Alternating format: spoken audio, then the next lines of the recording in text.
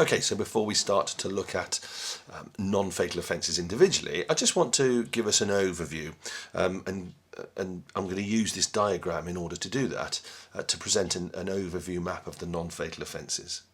And it's worth saying in the first instance that the diagram in itself does two things.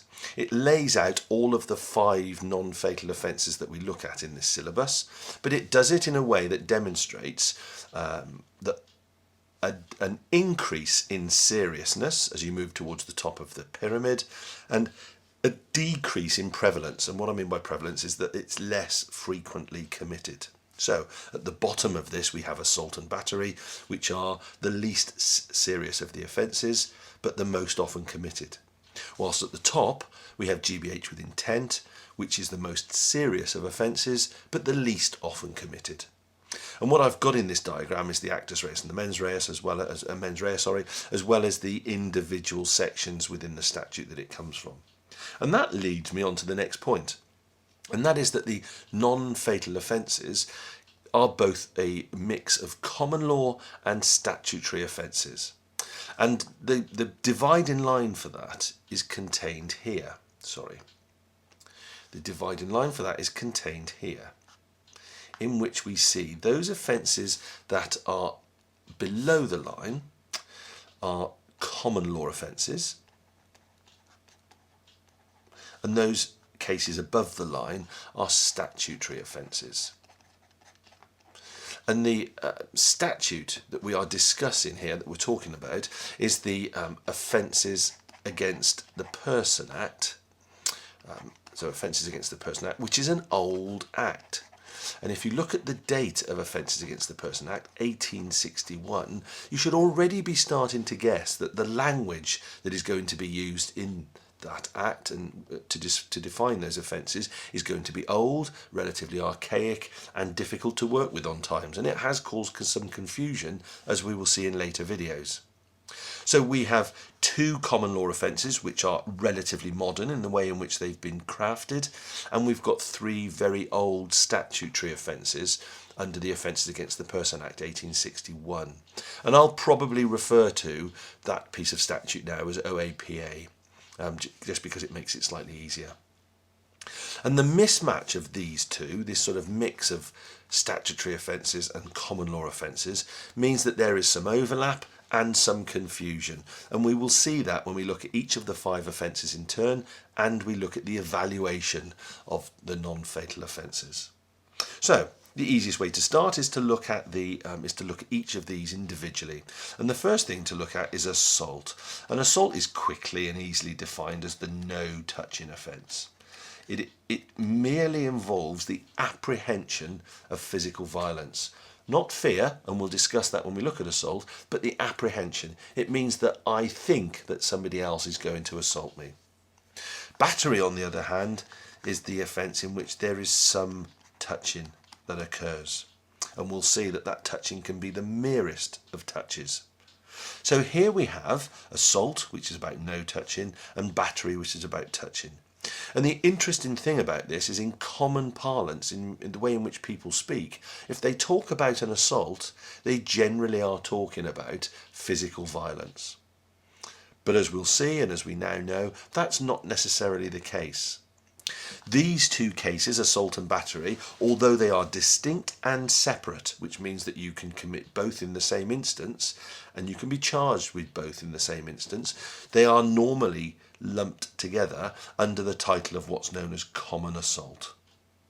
So assault and battery are individual offences which are the least serious of the offences, the most often committed, and together are defined as common assault. The least serious of our statutory offences are those under section 47 of the OAPA 1861.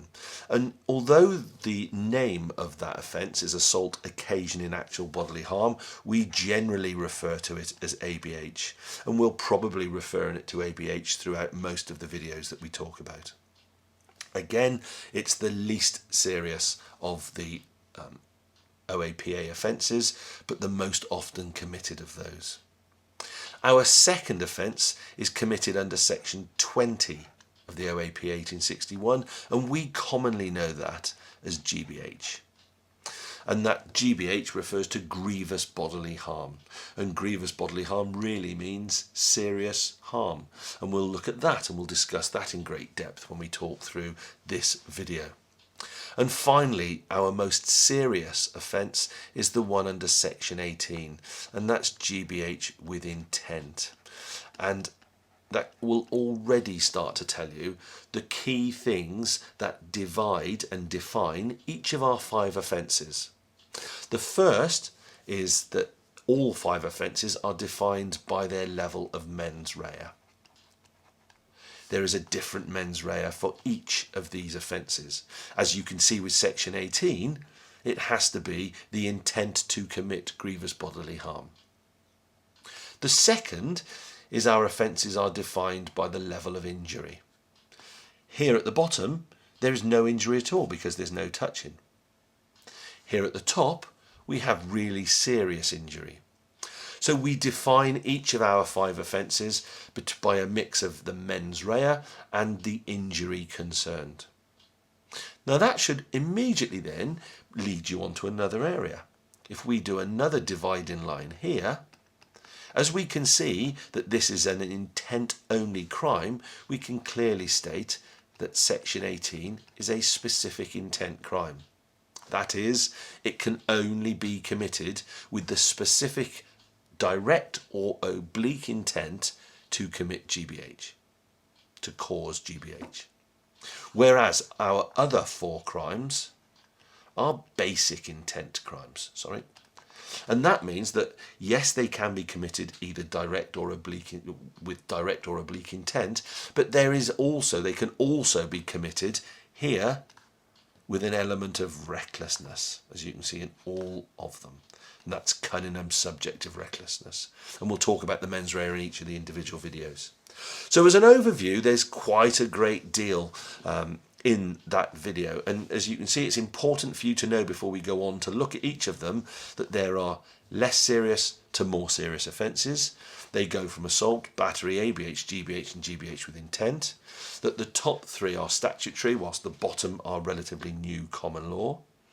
That there is 1 specific intent crime and 4 basic intent crimes. And that's about all that I'm going to discuss on this video. It's just an overview, and it's just to give you a heads up to, if you like, look at a higher view approach at what crimes we will be looking at in this part of the course.